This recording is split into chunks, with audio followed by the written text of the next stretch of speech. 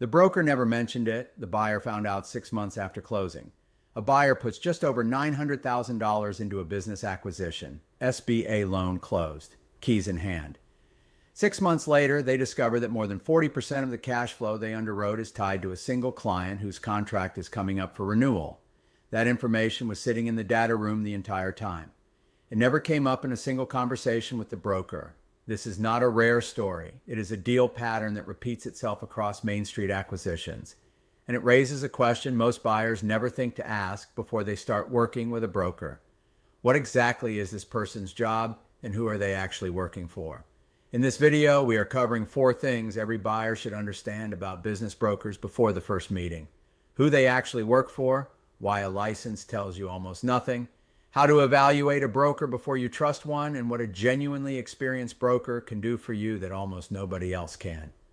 Welcome to Main Street Ledger. I'm Kurt Rose, CPA, former CFO of an SBA lender and entrepreneur.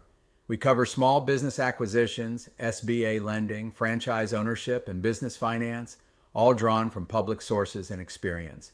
If this is your first time here, subscribe below. This is education, not financial, legal, or investment advice. Most first-time buyers approach a business broker the way they would approach a real estate agent helping them find a house. They assume the person showing them deals is on their side. That assumption feels reasonable. The broker is helpful. They know the market. They are sending listings. Why would they not be working for the buyer? The answer is not that brokers are dishonest. The answer is that the relationship has a structure most buyers never examine, and that structure shapes every conversation that follows. It shapes what gets disclosed, what gets emphasized, and what never comes up at all. The buyer in that opening deal almost certainly had a perfectly cordial relationship with their broker. The concentration risk still never surfaced. Understanding how broker relationships actually work, what their credentials actually certify, and what questions actually separate a great broker from a transactional one. That is what gives a buyer the information they need before they start. Here are the 4 things. Reality. Check 1. Who they actually work for. In most Main Street deals, the broker is engaged by the seller, compensated by the seller, and operating under an agreement that names the seller as the client. That is not a hidden fact. It is the standard structure of the relationship, and it matters because it shapes incentives in a very specific direction. A business broker in a typical Main Street deal earns somewhere between 10 and 15% of the sale price, paid at closing by the seller, according to Biz Buy Sell. On a $500,000 deal, that is $50,000 to $75,000. On a $900,000 deal, it is more. That fee is paid when the transaction closes, not when the buyer finds the right deal, not when the diligence is thorough, when it closes.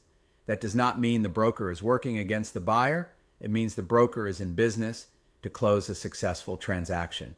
Those are 2 different things, and knowing the difference changes how a buyer conducts every conversation. The default, absent a formal buyer representation agreement, is that the broker earns nothing until a transaction closes, and that shapes what gets emphasized, what gets glossed over, and what never comes up at all. Whether a broker carries a formal legal obligation to the seller depends on the state and the specific engagement agreement. Some brokers do offer formal buyer representation agreements that establish a fiduciary duty to the buyer. Those exist, and a buyer can ask for one, but most buyers never know to ask. 2 questions every buyer should ask before engaging any broker. First, who do you represent in this transaction? Second, if I share my financial position, my timeline, or my walkaway number, is that information confidential, or does it flow to the seller? Those 2 questions take 60 seconds and change the entire dynamic of what follows. The buyer who understood this before that opening deal might have asked different questions at every stage. They did not know to ask because nobody told them the relationship had a structure worth examining. That brings us to the second thing. Reality check 2. Why a license tells you almost nothing. Here is something most buyers assume. If a broker is licensed, they are qualified. That assumption is understandable, and it is mostly wrong. Business broker licensing requirements vary dramatically by state. Some states require a real estate license to broker a business sale. Others have their own business broker licensing framework.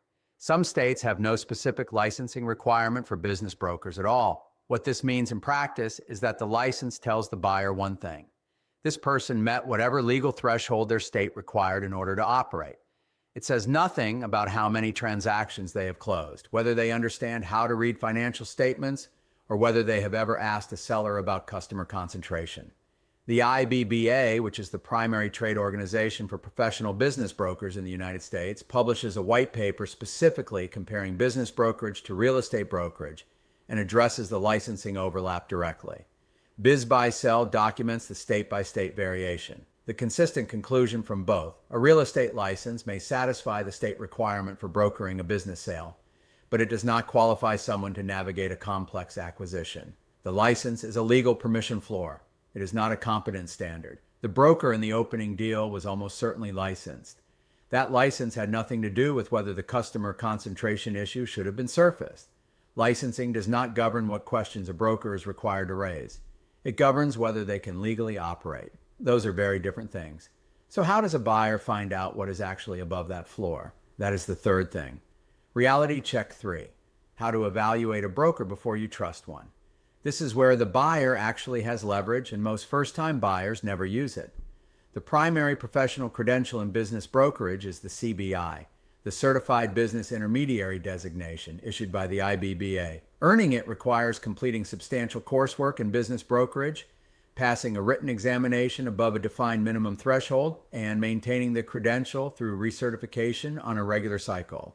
It is not a one-time badge. A broker with a CBI made a sustained commitment to the profession, joined the relevant trade organization, and agreed to an ethics framework that comes with ongoing obligations. What the CBI signals is real. This broker studied the craft intentionally, stayed current, and operates under professional standards. What it does not certify is how many deals they have actually closed, what size range they work in, whether those deals held up after closing, or whether they have ever represented a buyer rather than a seller. The CBI raises the floor. The following questions determine what is above it. How many transactions have you closed in the past 3 years? What is the typical deal size? Can you provide references from buyers specifically, not sellers? How many of your listings did not close, and what happened in those deals? A broker who is experienced and confident answers these questions directly. A broker who pivots to their listings or their years in the business is answering a different question than the one being asked. A buyer who had run this evaluation before the opening deal might have discovered whether their broker had ever flagged a customer concentration issue in a prior transaction. That conversation might have changed everything that followed. Now, for the part most videos on this topic never get to.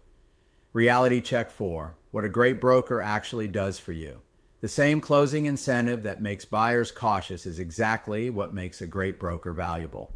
The difference is what the broker brings to the table when that incentive kicks in. An experienced broker with a real track record has deal flow that never reaches public listing sites.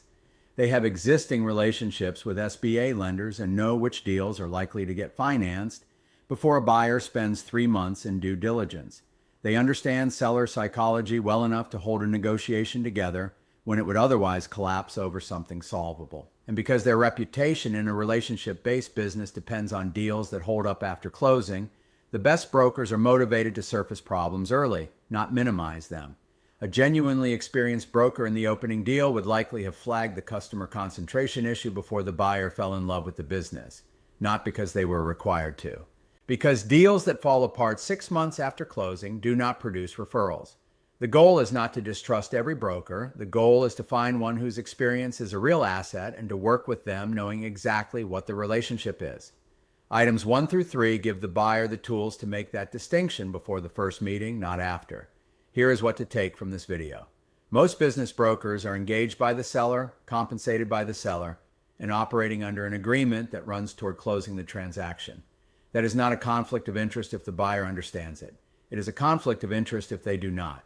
A state license to broker a business is a legal permission floor. It varies by state and says nothing about how qualified someone is to navigate a complex acquisition. The CBI designation signals intentional study, trade membership, and ongoing professional obligations. It is a meaningful starting point. The evaluation questions are what determine whether the broker is actually the right fit. Before engaging any broker, ask who they represent, whether information the buyer shares is confidential, how many deals they have closed in the right size range, and whether they can provide buyer references. A great broker with real experience is one of the most valuable people in a business acquisition. The work is finding one worth trusting and walking in with clear eyes about what the relationship is. The buyer in the opening deal probably trusted their broker completely. The issue was never dishonesty. It was a relationship structure nobody explained before the first meeting, and a set of questions nobody told them to ask. The most expensive broker mistake a buyer makes is not choosing the wrong one. It is never asking the questions that would have told them the difference. If this kind of breakdown is useful, subscribe. There is more where this came from across every part of the acquisition process. Research the deal before you fund the deal.